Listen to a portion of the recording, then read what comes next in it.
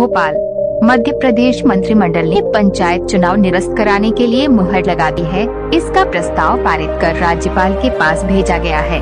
Madhya Pradesh cabinet द्वारा प्रदेश में पंचायत राज अधिनियम 1993 की धारा 9 के अंतर्गत होने वाले पंचायत चुनाव के अध्यादेश को निरस्त करने का प्रस्ताव पारित कर महामहिम राज्यपाल को भेजने का निर्णय लिया।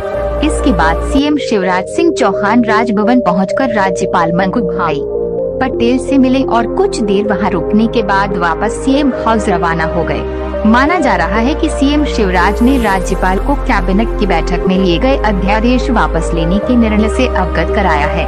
इसी अध्यादेश के आधार पर मध्य प्रदेश में त्रिस्तरीय पंचायत चुनाव की प्रक्रिया शुरू हुई थी, लेकिन अब अध्यादेश के वापस लिए जाने पर राज्य निर्वाचन आयोग के पास चुनाव कराने का आधार नहीं रहा। राज्यपाल द्वारा प्रस्ताव पर मुहर लगाने के बाद राज्य निर्वाचन आयोग को चुनाव निरस्तीकरण के लिए निर्देश दे सकते हैं। मंत्रिमंडल की बैठक के बाद डॉक्टर नरोत्तम मिश्रा ने जानकारी देते हुए बताया कि मध्य प्रदेश सरकार पंचायत राज संशोधन अध्यादेश वापस ले रही है। इस पर विधेयक विधानसभा में प्रस्तुत होना था, लेकिन नहीं हो सका। अब सरकार राज्यपाल से इस अध्यादेश को वापस करने का प्रस्ताव देंगे। ग्रामीण विकास मंत्री महेंद्र सिंह चौहान ने कहा कि कांग्रेस ने शुरू से ही पंचायत चुनाव में बखेड़ा खड़ा करने का प्रयास किया है। कांग्रेस के लोगों ने कोई ऐसी अदालत नहीं छोड़ी जहां में पंचायत चुनाव के विरोध में नहीं गए। हमारे प्रधानमंत्री और मुख्यमंत्री शुरुआत से ही इस बात को लेकर प्रतिबद्ध थे कि बिना ओबीसी आरक्षण के चुनाव न हो। सदन में अपरिहार्य कारणों से संशोधन विधेयक पारित नहीं हो पाया और सुप्रीम कोर्ट का भी जो आदेश था उसे मान्य करते हुए इस अध्यादेश को महामहिम राज्यपाल को वापस करने का प्रस्ताव पारित किया है। अध्यादेश को पारित किए बिना ओबीसी आरक्षण और परिसीमन नहीं किया जा सकता है। अब आगे की प्रक्रिया राज्य निर्वाचन आयोग को सुनिश्चित करना है।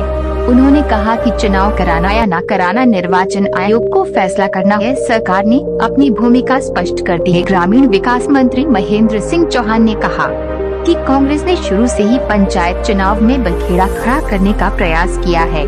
कांग्रेस के लोगों ने कोई ऐसी अदालत नहीं छोड़ी जहां में पंचायत चुनाव के विरोध में नहीं गए। हमारे प्रधानमंत्री और मुख्यमंत्री शुरुआत से ही इस बात को लेकर प्रतिबद्ध थे कि बिना ओबीसी आरक्षण के चुनाव न हो। सदन में अपरिहार्य कारणों से संशोधन विधेयक पारित नहीं हो पाया और सुप्रीम कोर्ट का भी जो आदेश था उसे मान्य करते हुए इस अध्यादेश को महामहिम राज्यपाल को वापस करने का प्रस्ताव पारित किया है। अध्यादेश को पारित किए बिना ओबीसी आरक्षण और परिसीमन नहीं किया जा सकता है। अब आगे की प्रक्रिया राज्य निर्वाचन आयोग को सुनिश्चित करना है। उन्होंने कहा कि चुनाव कराना या न कराना निर्वाचन आयोग को फैसला करना है। सरकार ने अपनी भूमिका स्पष्ट कर दी है।